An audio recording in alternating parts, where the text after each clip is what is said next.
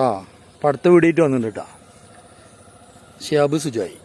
Okay, ഇത് 2ാം ward, വെളിയൻകോടി 2ാം ward.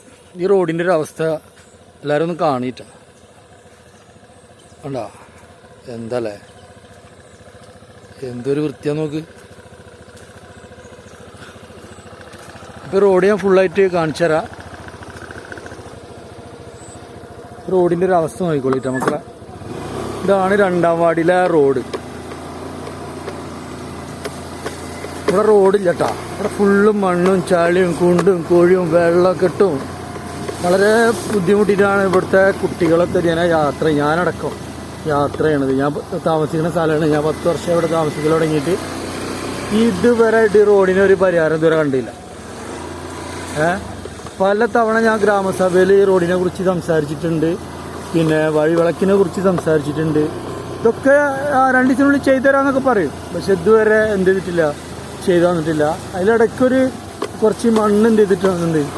അത് ആ റോഡ് സൈഡിലുള്ള മണ്ണ് ഒരു 2 ലോഡ് അടിച്ച് വന്നിട്ടുണ്ട്. അതന്നെ ഉള്ളു കാര്യമായിട്ട്. പിന്നെ മണ്ണായ കാരണം പറഞ്ഞ് ഞാൻ ഇവിടെ മണ്ണടിക്കണ്ടെന്ന് പറഞ്ഞിട്ടുണ്ടായിരുന്നു.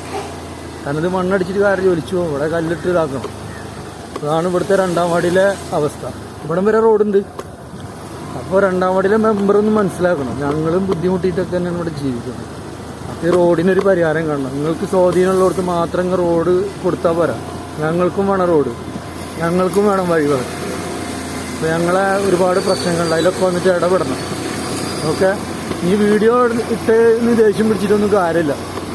ഓക്കെ, ഓരോ പോരായ്മകൾ ഇങ്ങനെ എടുത്ത് കാണിക്കും. ഞങ്ങൾ വീഡിയോ ആയിട്ട് ഇങ്ങനെ വന്നുകൊണ്ടിരിക്കും. ഇനിയും വരാണ്ട്, ഇനിയും പലതിൻ്റെ വീഡിയോ വരാണ്ട്.